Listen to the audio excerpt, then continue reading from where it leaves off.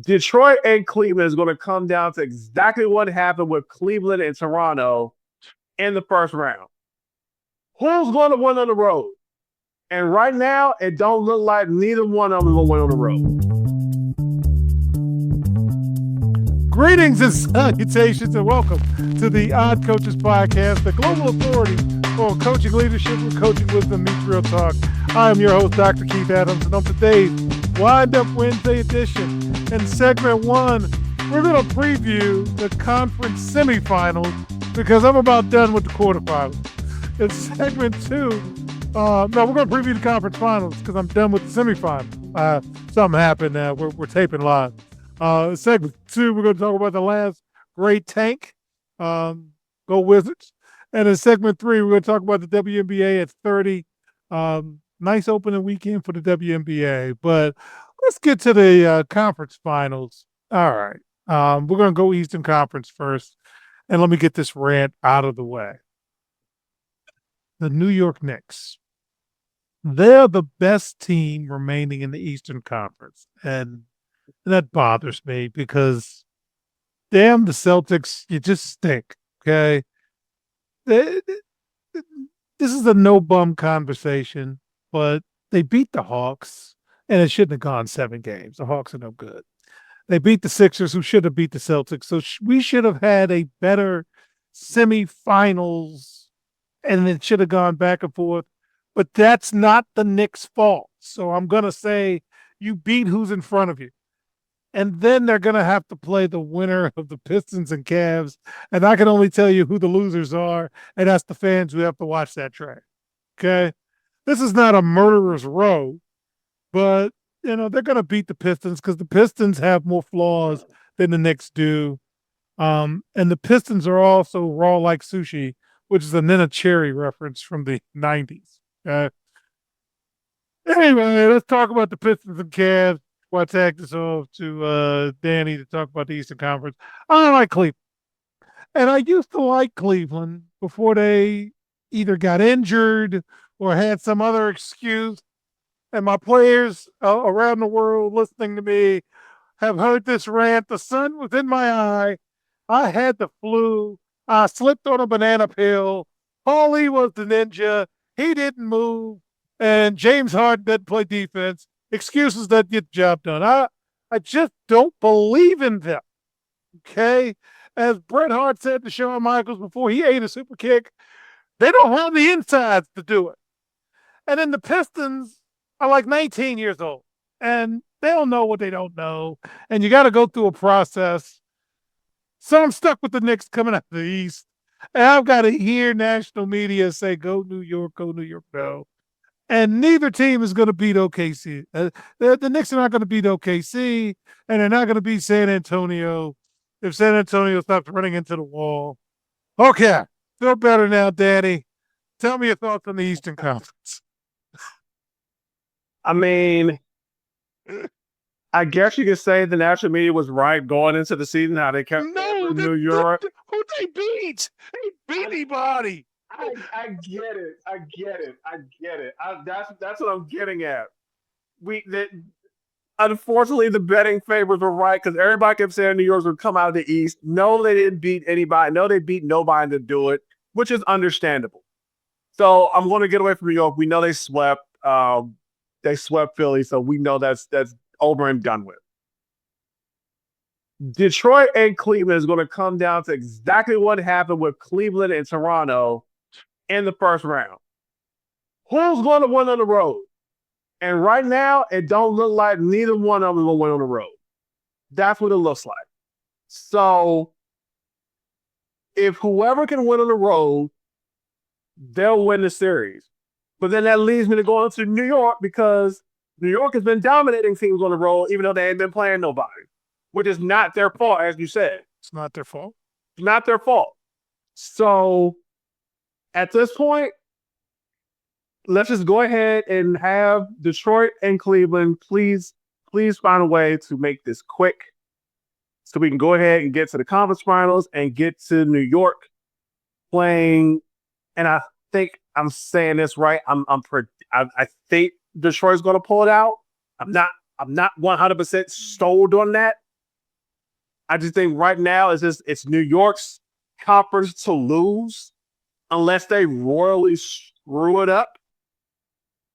But it's New York coming out of the East, and I think they'll probably go over Detroit in 5. All right. So Catman is a closet New York fan. He's actually not a closet fan. So I'm letting him go last. He knows of my disdain of New York style of play. That's the issue I have. Coach Adams likes a certain style of basketball, and the New York Knicks will never provide that to me. Shout out to David Pigram, my coaching rival and one of my closest friends, who said, "Hey, Adams, they got some Villanova kids on their team. They dogs. I love those guys. I don't care." All right, Will. Share your thoughts on New York. Well, I mean, the NBA needs at least a big name. You know, they're not going to do another OKC, Indiana, or whatever version that they were doing last year. They need viewership. That's what they've been struggling all year. I mean, let's think about it. You know what I'm saying? This entire year, their viewership has been dropped. It's been terrible. What's the best way to do that? I don't know. We did an episode a couple weeks ago, and the viewership has improved by 90%. That's so the numbers say. But that's great. Oh, I'm 100%. But if you're going to continue that momentum, you do not have a Detroit Pistons or a Cleveland versus OKC. Nobody's watching that. That's going to be terrible. That's going to be terrible. It's going to be awful. You know, the Knicks, hey, like you said, Coach, you got to beat who's in front of you. And that's who you beat. It does. You know, I don't think the Sixers was a good matchup for them. Again, they walked right through them. And the last game was 40 points. I mean, I don't know how you can say we're going to pay Joel Embiid or say we want to keep him. His option's a player option. You're going to pay him, and you're going to collect. He's paid. You're paid.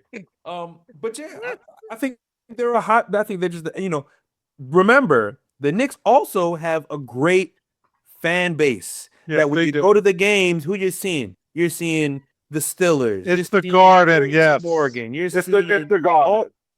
Oh, that's what they want. Kim Kardashian. And imagine if they make it to finals. Oh my goodness, you're gonna see Jay-Z, Beyonce. You're gonna see all kinds of stars. That's gonna be beautiful for them. That's gonna be beautiful for the brand. But they have to get there. All for them to lose. Oh yeah, but hey, look. But the name is for the Knicks to make the finals. We just need them in there. Oh my God! You would think they won it. You're right. You would think Game 3 at the Garden, whether they're down 1, 2, whatever. It wouldn't matter. It would be insane. It would be insane. Yeah, the ticket would be. I mean, we couldn't even go. We wouldn't. Celebrity Row. $800 in the nosebleeds, and Coach already knows. I don't know. So you already know what it is. It is still funny. All right, let's go to the Western Conference. Will, I'm gonna start with you. So tell me if I'm wrong or not, or you don't like this, comparison. But OKC reminds me of your teams at Springbrook. And what I say that is you have elite talent and you have complementary talent, which means they can play a number of different styles. So we played up-tempo, and we could play a half-court game. And everybody on OKC, similar to your team, got to a point where they just knew how to do their job. And it made it very, very tough to beat. Okay. We had a few teams, though, kind of got in the way of that. And the matchups are funny. And I'm thinking the Spurs is that type of matchup, but the Spurs can't get out their own way. What do you think about OKC? Is that a fair comparison? What do you think, sir? Yeah, I think that's a fair comparison. I think, and this is just foreshadowing the next 2 years, we're going to start looking at them as one of the best dynasties that we've seen in the last 20 years. I think this team is really good, composed. I think this team likes each other. And Coach, I think that's one thing that I've talked about our team that really helped us succeed was you're actually friends with each other. You hang out, your families know each other. You know, there's no backstabbing. You know, they haven't brought in externally. They did grab the kid from Philly, who I think was a great pickup. I mean, that kid looks like he just plugged right in and he's ready to go. So I think they're a good team. And the contracts are locked in. Nobody is clamoring about money, for at least for the next couple of years. In my opinion, unless there's like a crazy injury that's supposed to happen, I can't see anybody really getting in front of them to really even challenge them, because right now we haven't really seen anyone really challenge OKC. There's not a team that you're like, oh man, OKC, watch out. The Lakers were nothing for them. The Lakers, even if they had 2 Lukas, I don't think they beat the Lakers. You know what I'm saying?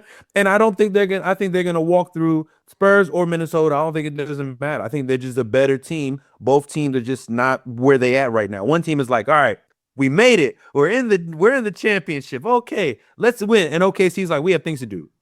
Big boy. Hey, brother, we trying to win. We ain't worried about this. We ain't happy to be here. We didn't have no champagne, nothing like that. We ready to go about business. So, and that's another reason why I did that comparison with you, guys. We would beat people and leave. yeah, isn't it? Time to go. Yeah, that was their party. That was their homecoming. That was their party. You're like, we gonna upset. You ain't storming nothing. Done here. All right. Next city. So Danny, what do you think about OKC, San Antonio, and out of respect, we're going to mention Minnesota because the game is on now and they have a chance to win, to extend the series, which is just brutal for me because I don't want to watch this trash. The problem with San Antonio is like you said, they're getting in their own way. Because right now, the Spurs are the only team that can challenge Oklahoma City. If the Spurs play to their full capability, Wemby doesn't make dumb mistakes, everyone is playing sound basketball like the Spurs normally do. The Spurs are the only team that can challenge Oklahoma City. We saw that during the regular season. The Spurs are the only team that gave Oklahoma City fits, right? So now we're sitting here wondering if San Antonio cannot get out of their own way. That's their problem. So right now, it's almost like Oklahoma City is Kobe Bryant after they were playing Orlando. Job not done. I'm not gonna smile until job finished. Job finished, I celebrate. Job not done. Right? So right now, it's literally to bring up and then before I pivot to Will's note, how he said we should be looking at probably the next great dynasty. Because they could possibly do something that hasn't been done since the Spurs from 99 to 2017. That was the last great dynasty in basketball. I don't count the Warriors as a dynasty. Not what they're doing now. No. If Oklahoma City can stay healthy, keep these guys under keep their core under contract for a good 4 years every so often, keep bringing in complementary pieces, they're going to be a problem for the future down the line for the next 5 to 8 years. We're always going to be talking about them being championship favorites. And right now, they're looking like they're going to be the championship favorite this year because, like Will was saying, and like you said, Coach, the Spurs can't get out of their own way right now. Yeah. I mean, so we'll see. Okay. So, fans, when we get back in segment 2, we're going to find out if Will's going to get some season tickets now that the draft lottery is over. We'll be right back on the Coaches Podcast. Hi, everyone. Dr. Keith Adams here.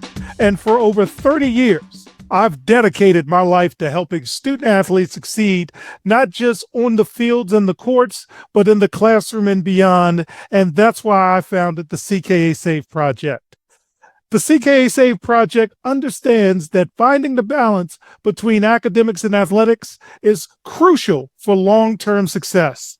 That's why the CKA Save Project offers a range of programs, including personalized consulting, mentorship, and coming in 2027, our innovative Gap Year Basketball Academy designed to assist both young men and women reach their full potential both on and off the court.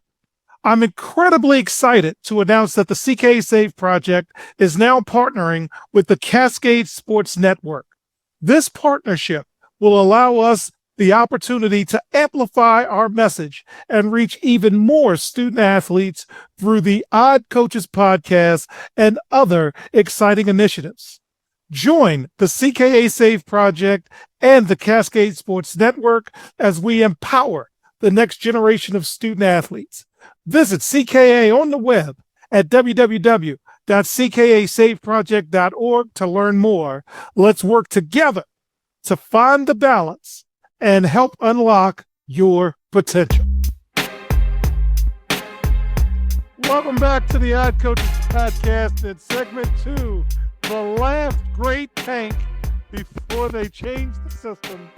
The Washington Wizards, and on a personal note, CK Save Project were season ticket holders for 10 years for the Washington Wizards until COVID, and then everything gets priced out. So congratulations. After 3 historically bleak seasons with 64 plus losses in each season, and they only play 82 games, the Washington Wizards finally secured the #1 pick. Previously, I'm looking at a ball with John Wall, #1 pick, signed on it, worth absolutely nothing. And we won't even talk about the Kwame Brown days. But Will, I'm gonna start with you. What do you think? Not only about the Wizards getting #1 pick, you better pick AJ. But what do you think about the lottery overall, sir? Pick AJ. Oh man, I think it's just there's been a big change I think in DC, and it's been very slow. Obviously the Commanders, what with JD5 has made him the new marketing guy. They also bring in, I think there's a younger, not OV size or kind of player, but one that they're looking for a younger hockey guy, hockey player at that same. And that's all that the Wizards have been waiting for, And if you look at historically, if you look at the Wizards, they're 1 and 2 with the top pick. One is Kwame Brown and the other is John Wall. Kwame Brown, anomaly. We won't discuss that. But John Wall had a very successful career in DC. Very good. They were in the playoffs. They were a relative. I mean, those still waiting for a made jump shot. Sorry, that was my fault. But he progressively got better. Go under the screen. Progressively got better. Sorry. I remember I had season tickets. Oh yeah. No. I used to say the same thing. I think in his first 2 years, he shot under 15% from 3. That was a stat that I remember. But in his better seasons, in his MVP caliber seasons, he was shooting around 38, around 39%. It was very respected for him and the work that he put in. But I think right now, I mean, when you have AJ, I think you automatically you grab AJ. Sometimes you need that luck from an organization to say, don't think about it. Just take, you already know what it is. Cleveland did the same thing. You could be thinking about Carmelo Anthony. You could be thinking about Dwayne Wade. You could be thinking about Bosh, but don't outthink it. Just take LeBron. And that worked out for him. You know what I'm saying? Then you have a really good complementary players such as Trae Young. You have AD who's going to play. Trust me, he's going to play. He's making $45 million a year plus more than that. He going to play. You know what I'm saying?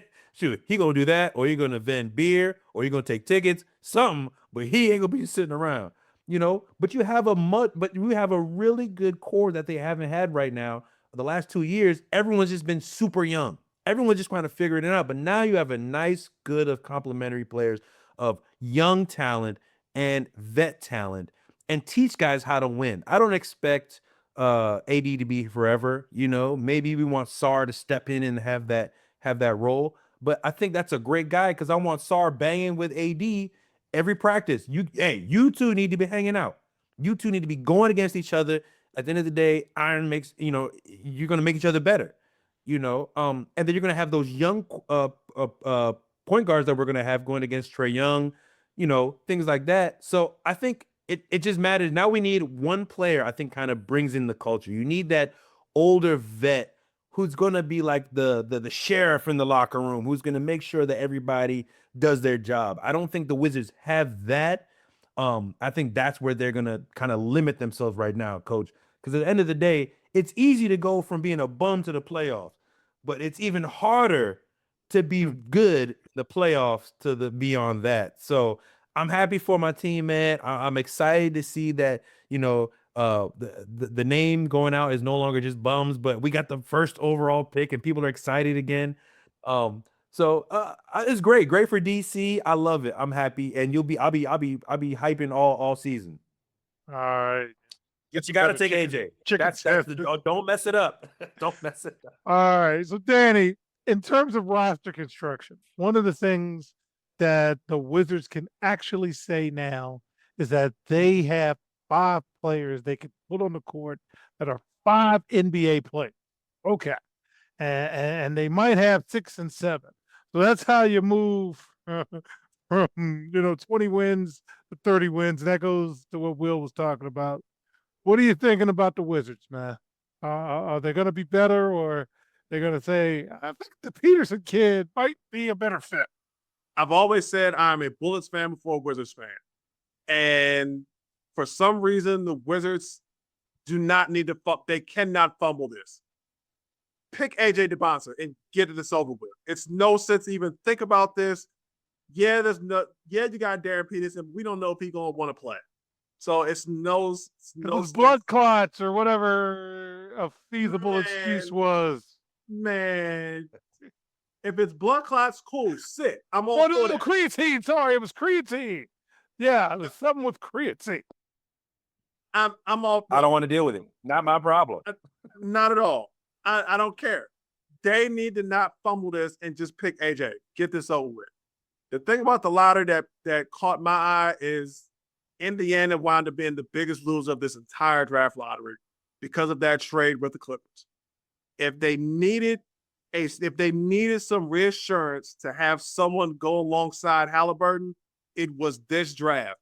And unfortunately, because you did that trade with the Clippers, you lose out on that.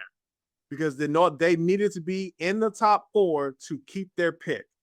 And because it did not, that pick went to the Clippers. So as I can get on everybody else in the draft line. Where they're at is where they are. Good. I'm all for it. I know Indiana is banging their head against the wall more than what they did because they didn't pick Steve Alford back in that 80-something draft when they picked Reggie Miller. You needed this draft to submit your duo. You needed this draft to get somebody to pair alongside Halliburton, and they lost out on that because of the trade and because of the fact they did not land in the top 4. So, Washington, don't screw this up. Pick AJ Dybantsa. Why do I think Utah is going to figure out a way to get that pick? Is Danny Ainge still working at Utah? Then their tank worked out better than the Wizards. That they find a way to get that pick. But oh man, yeah, they're coming out of pocket, right? But I'm more focused on the Indiana portion of this because of the fact that they literally kind of shot themselves in the foot with that trade. Yeah. Now they're biting them, and now it's biting them right now as we speak. All right. So as we close and go to segment 3, hey, Wizards, play AD and Trae Young like they're going out of style, and then get them to the All-Star break, and then start selling, baby, and get some more talent. That's the best way to do it. Anyway, when we get back at segment 3, good opening weekend for the WNBA. We want to have that conversation. Plus, I got to talk to my people about Caitlin Clark. We got to see if we can do something about that. We'll be right back on the iCoaches Podcast. Today's student athletes face pro-level challenges without pro-level support. The CKA SAVE project is here to change that.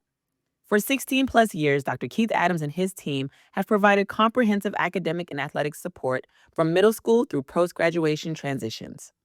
NIL guidance, transfer portal navigation, academic coaching, career planning, they've got it covered. The CKA SAVE project. When your future is on the line, experience matters.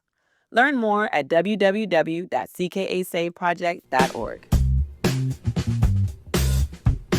And speaking of the WNBA at 30, we've got a good opening weekend. So we had a chance to watch Dallas play. Azzi Fudd didn't get a lot of minutes, but they got the win. Indiana, I want to talk a little bit about Indiana. I want to watch Indiana this year. Second year of Stephanie White coaching. You got Aaliyah Boston, but Caitlin Clark comes out. Let's just talk basketball now. Again, I'm not worried about the traveling road show or anything. This is just about a basketball thing. And Will played for me, and there's a certain way I like to handle air quote these star players. So high school basketball is 8-minute quarters. WNBA, I don't know, Danny's a 10 or 12. I don't know if they go 48 minutes. It's 10. But Fowler played a significant amount of the first quarter. And then in a Phil Jackson kind of way, I would always look to take him out with about 2 minutes, 90 seconds left in the first. And then depending on the flow of the game, gave him a little rest or started him the second quarter, depending what it is. And that will run to halftime. And then in the third and fourth quarter, it's winning time. So out of a 32-minute game, he played 28 to 30 minutes. I'm watching Caitlin Clark, and she comes out a lot. Now, again, I'm not saying I'm Tom Thibodeau and going to run people into the ground, but I do want my better players to play extended minutes.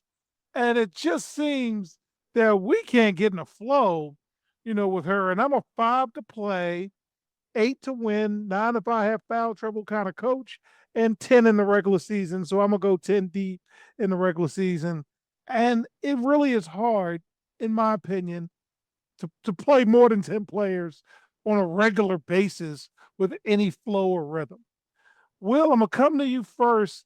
Again, any thoughts on the opening week of the season, or, kind of my thoughts as I'm watching Caitlin over the last few years? This is not a one-game thing, guys. This is the last few years. I'm just watching her, and she's out a lot. Talk to me, Will. I'm with you, Coach. I think the same thing we kind of mentioned over the couple of years. We're saying that the best ability you have is availability. I constantly see her in sweats, and I see her on commercials, not wearing her jersey and not on the court. And when she's on the court, she's complaining. She's getting cooked on defense. She does this. She does. She'll shoot a three every now and again. But she. The phenomenon is gone. The allure We're just playing basketball now. We're just playing basketball. The allure is gone. You can shoot 30 feet, shots, whatever. It means nothing. The whole Caitlin Clark thing is gone. Get back to play basketball. And I think she's not doing that. I think you can't play if you're not on the court.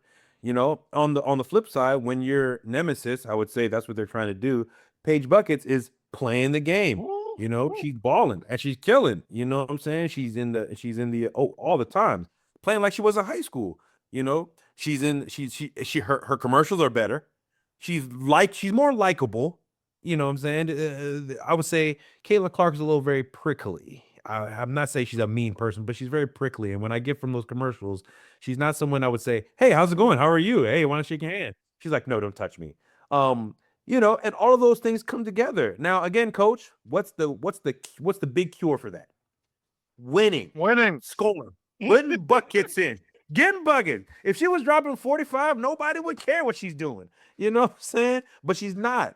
So I'm hoping that this is just an early kind of season thing where it's like we're managing her minutes, managing her body. We don't need her playing, because remember when she first came into the league, she was playing crazy and she was playing well, but players were beating her up, and I'm sure they're doing the same thing. They realizing that when they, get physical with her, she's not as effective as she thinks she is. So you have to protect your players like that, Coach. So you need to get a nice little a little thug in there, joint, get people, make sure don't touch Caitlin Clark. Because she has to play, Coach. She has to play. Yeah. Danny, you watch as much WNBA as anyone. That's why we lean on you. What are your thoughts on that opening weekend? I was very impressed. What do you think? I really like the way the weekend turned out.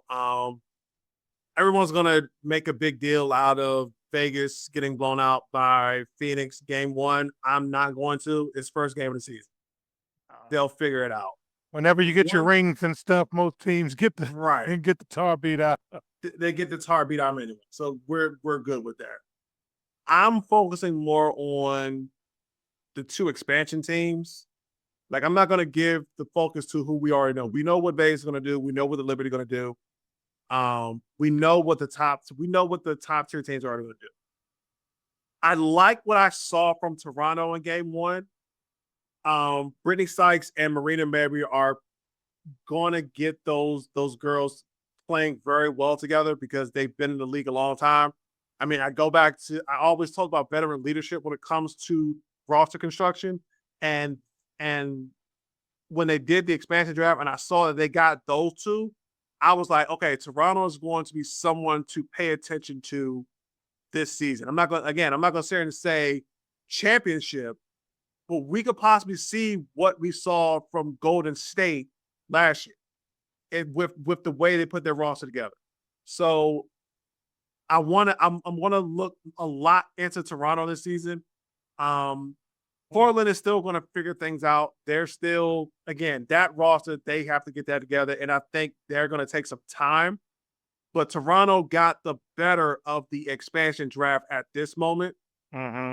I was also watching Chicago. When Chicago played Portland, I was like, Chicago's going to be an issue for a lot of teams this season.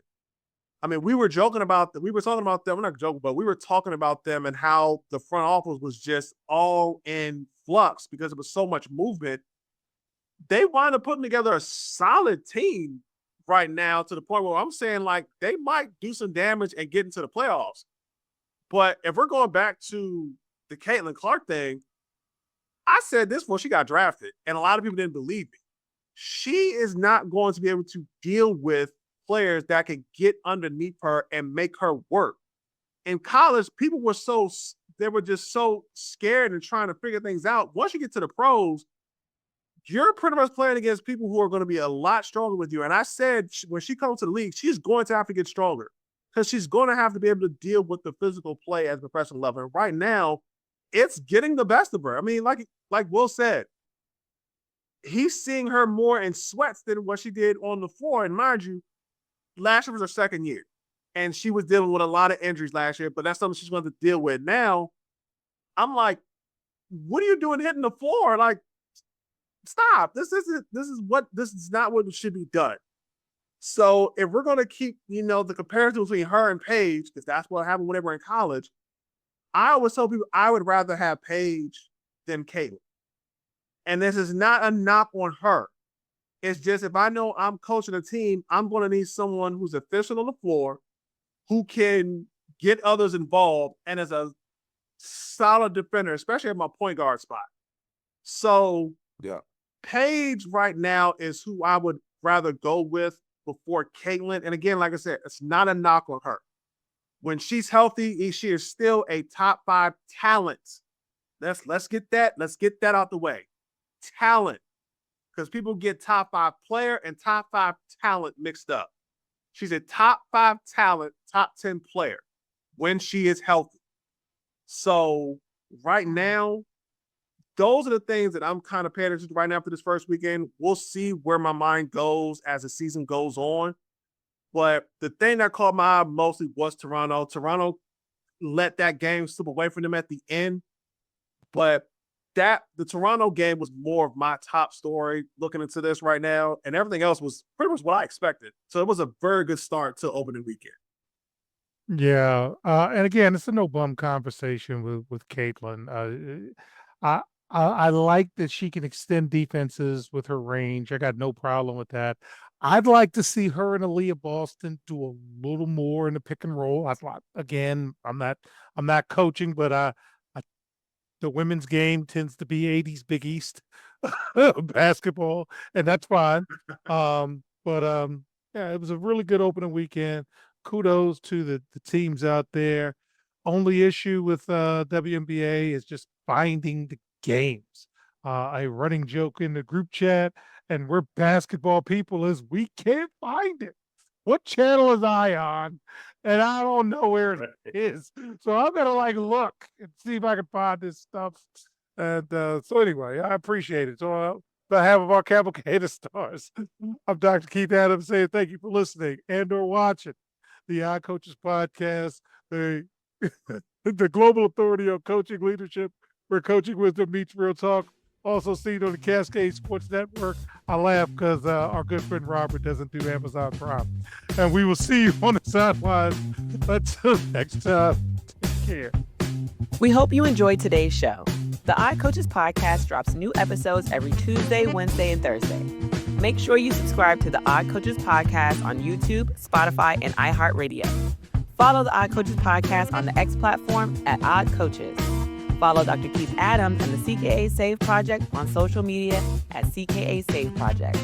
For more information about the CKA Save Project, visit them on the web at www.cksaveproject.org. See you next time on the Odd Coaches Podcast.